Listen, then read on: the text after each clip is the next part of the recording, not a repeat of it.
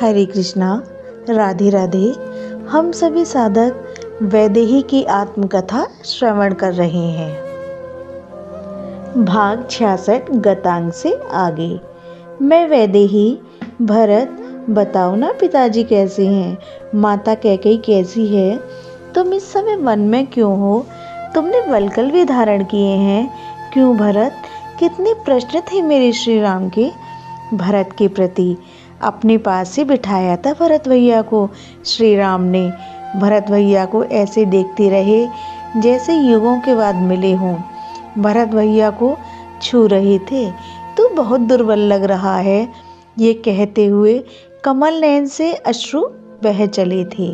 कुछ बोला नहीं जा रहा था श्री राम से, स्वर भी स्पष्ट नहीं थे। दूर से मैं तो तुझे पहचान ही नहीं पाया रे। भरत भैया के बलकल को छू रहे थे। तू तो राजा है, फिर ये सब क्यों? बिलख उठे थे। अच्छा, पिताजी को तो किसके भरोसे छोड़ के आया है? वृद्ध हैं पिताजी, उनकी सेवा करना ही हमारा धर्म है भरत। निषाद राज सिर झुकाकर रोए जा रहे थे। अच्छा बता, अयोध्या की प्रजा तुझसे प्रसन्न तो है ना? भरत, बता, धर्म के आधार पर ही तू राज्य को चला रहा है ना? फिर अपने आंसुओं को पोंछ लेते हैं श्री राम। मैं कैसी बातें कर रहा हूँ? मेरा भरत भला धर्म के मार्ग को छोड़ सकता है? अयोध्या की प्रजा तो धन्य मान रही होगी अपने को। ये सब बातें सुनकर भरत भैया हिलकियों से रो पड़े थे। मैं तो धर्म से च्युत हूँ नाथ, मैं तो अधम से भी अधम हूँ। आप स्वयं ही बताइए, क्या मैं राज्य पालन करने योग्य हूँ? चरण पकड़ लिए थे भरत भैया ने श्री राम के। रघुकुल में सदैव धर्मात्माओं का ही राज्य रहा है। उस कुल में इस भरत को राज्य देना ये अन्याय है प्रजा के साथ। मैं तो मामा के घर था, मुझे कुछ पता नहीं कि अयोध्या में क्या अनर्थ हो चुका है। मुझे तो पिताजी का शरीर मिला, वो भी अंत्येष्टि करने के लिए।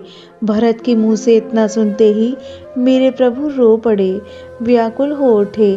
क्या पिताजी का शरीर नहीं रहा? मैं स्वयं गंगा यमुना बहाने लगी थी, मेरे साथ लक्ष्मण भी रो रहे थे। ये क्या हो गया हे नाथ? अब आप चलिए। अयोध्या हमारे कुल की परंपरा है कि बड़े पुत्र को ही राज्यगद्दी मिलती है। आपका अपना राज्य है, उसे स्वीकार करिए और हम सबको सुख प्रदान कीजिए। मैं भरत। फिर हंसते हैं भरत भैया। मुझे तो पिताजी ने अपने अंतिम दर्शन के अधिकारी भी नहीं समझा। ऐसे को राज्य न दीजिए नाथ। पिताजी, पिताजी, मेरे श्री राम व्याकुल हो पुकार ही रहे थे बारंबार। इस दुख के अपार सागर से सबको बाहर निकालना आवश्यक था, इसलिए आगे आए निषाद राज। नाथ, गुरु वशिष्ठ जी भी आए हैं, माताएं आई हैं। निषाद राज ने हाथ जोड़कर निवेदन किया था। ओह, माताएं भी आई हैं। श्री राम एकाएक उठकर खड़े हो गए। हाँ भगवान, माताएं भी आई हैं।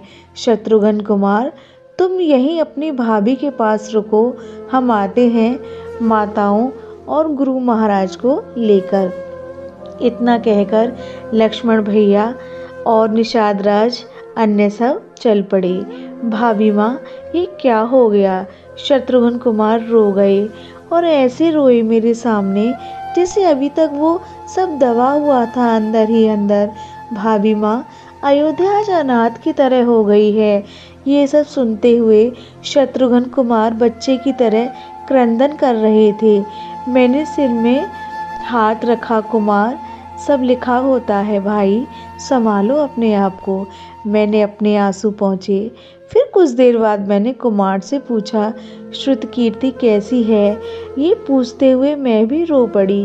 वो हम सब में छोटी है, वो इतनी राजनीति कूटनीति कुछ नहीं समझती कुमार, उसे संभालना, वो बच्ची है।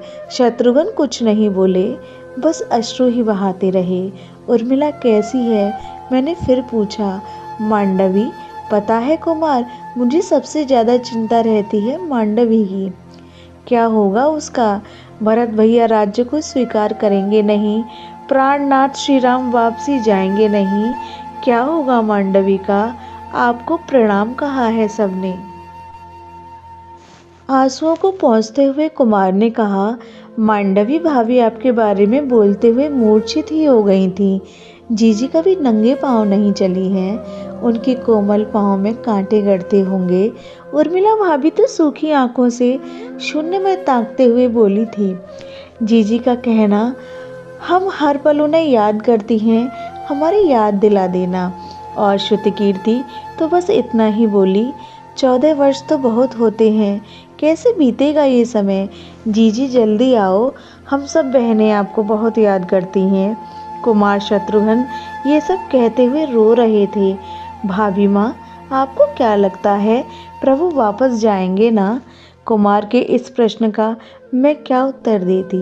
मैं चुप रही। भाभी माँ, चुप मत रहो ना, बोलो ना। अगर आदर्श श्री राम अयोध्या नहीं गए ना, तो भरत भैया जीवित नहीं रहेंगे ना। ऐसा मत बोलो कुमार। मैंने शत्रुघ्न को चुप कराया। यह प्रसंग अब यहीं विश्राम लेता है। हरे कृष्णा, राधे राधे।